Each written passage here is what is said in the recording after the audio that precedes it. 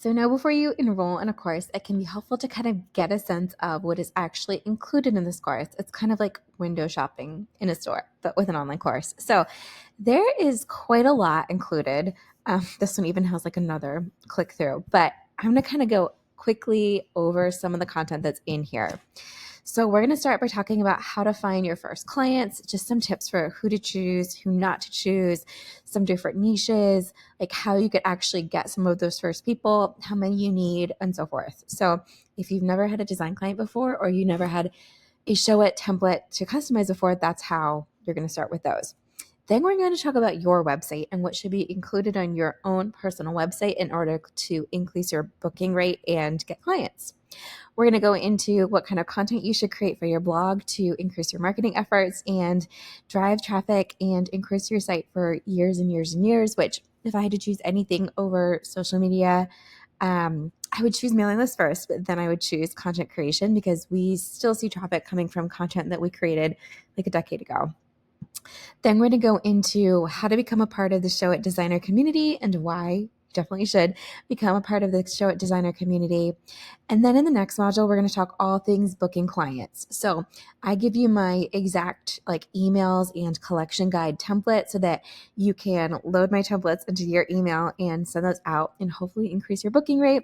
You get my exact discovery call script and all of the text and all of the just like the process included in this. So it's a pretty long lesson. And then there's a PDF that you can download too with my exact walkthrough script.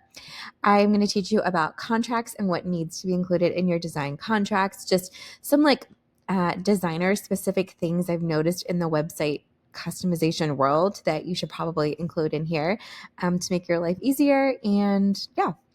Then we're going to go into setting up a contract at Invoice and Dubsado, which this would probably apply to a lot of different client management systems. I use Dubsado. I think it's a great tool for designers. And so I teach you how to do that.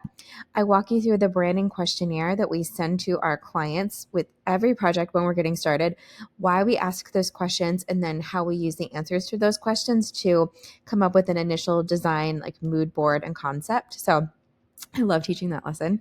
You also get some of my inspiration in here, which is kind of a unique like inspiration lesson. We're going to go into how to choose the right template for your client, whether you should do your own templates or whether you can use templates from other designers. You can do both. And I kind of explain what to look for in each of those.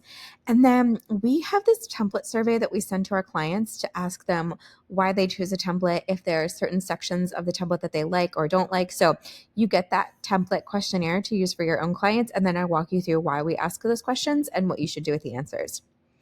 Then we get into the content gathering section. So out of all of the different parts of the design process, I think that collecting content and organizing revisions is probably the most cumbersome part of the process. But we have put together a pretty detailed content document to use to gather content. I'll just open it right now. Oh, okay. There's a lot in this. But this is my 34-page document with screenshots and helpful resources that we customize for every single client that we work with. So we drop in their name, we put in their details, and then I also give them a Loom to walk them through what they need to do. So you get all of my content and exactly how to use it, and then you get to use it for your own clients. I'm going to guide you through sourcing and selecting images for your clients. So this will apply whether you're doing stock images, like what to look for, or whether they sent you a ton of images. I take you through my own photos from back when I was a photographer and my own portfolio, and I choose the ones that I think would look good on a website. I explain why, and then we actually start popping them into a website. I teach you how to size images for a website to ensure that they load quickly and are effective. I teach you how to find unique sources of inspiration to make your templates not look like templates, to make them look unique, and also just to make sure that your work is different from other designers. This lesson I really love. This is my typography guide. It's kind of long, but I really like typography. And so I dive into how the different kinds of type, how they change the mood, all these things to look for, some of my favorite sources, etc. So that is a fun lesson. And then in the next module, we're actually going to start building our template and customizing it. We have a few like housekeeping tasks first. So like, how to track your time, the tools we use, why you should track your time, should you use your Showit account or their Showit account. We go through loading a template and then like the basic setup to make sure that it is like the optimization process is started. So there's just some stuff that you need to know in that one. We go through setting up the logo and the color and the fonts and adding in custom fonts to your site. We go through working with different canvases, and then this lesson is long, but I think there's just a lot of meat in this lesson. I teach you how to customize a client homepage based off of the copy doc that I had from an actual client. So how I select images, why I go through some of the things that I do. And a lot of the stuff that you'll learn in this homepage lesson is going to apply to other pages on the site. The homepage always sets the tone for everything else on the site. So there's a lot there. We go through the feedback process and how to streamline it, how to collect feedback, how to minimize revisions. I have a few different ways that we do that.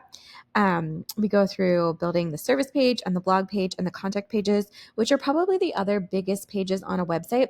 I think that the about page is going to have a lot of similar elements to a homepage or a service page, and you'll just be pulling content from their documents. So excuse me, these ones are a little more unique, and so I have them, they each have their own page. Then I also have another lesson on optimizing the site for search engines to the extent that you can as a designer, and then the pre-launch testing that we go through just to make sure everything works before we add it to their site. I have this detailed launch checklist. I'll open it up. Oh no, it's downloading.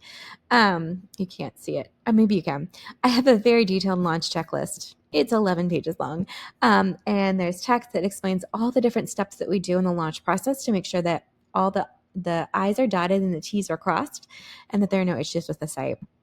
I teach you how to run a pre-launch audit of a site. So this is the audit that we do before going live. If a client has an existing site, there are some things that we want to check to make sure that we don't break their site or inadvertently make any 404 pages. I teach you how to create launch graphics for your client, and then I actually give you a template with a whole lot of different combinations that you can use for sharing about your projects on your own website and social media. But also, we give these to our clients, and I explain why you should do that. I talk through launch gifts and why we give them, what we give. There's a lot of like gifting mentality in here. And then we're going to start prepping your client's site to go live. This first lesson, I'm waiting for an example. Hopefully I'll have an example in this next week before this course starts enrolling, but I'll teach you exactly how to edit a DNS and make a site live on Showit for the first time, how to submit the Showit blog requests, etc. I'm going to teach you how to do a post-launch site audit. So this is different than the pre-launch one. This is checking the site that we just built. I'm going to teach you all about gathering solid testimonials, what to ask, when to ask, and what to do with those. I'm going to teach you how and where to promote the website. So how you can kind of get the most out of the project that you did and use it to book more work. We're going to go through some post-purchase support.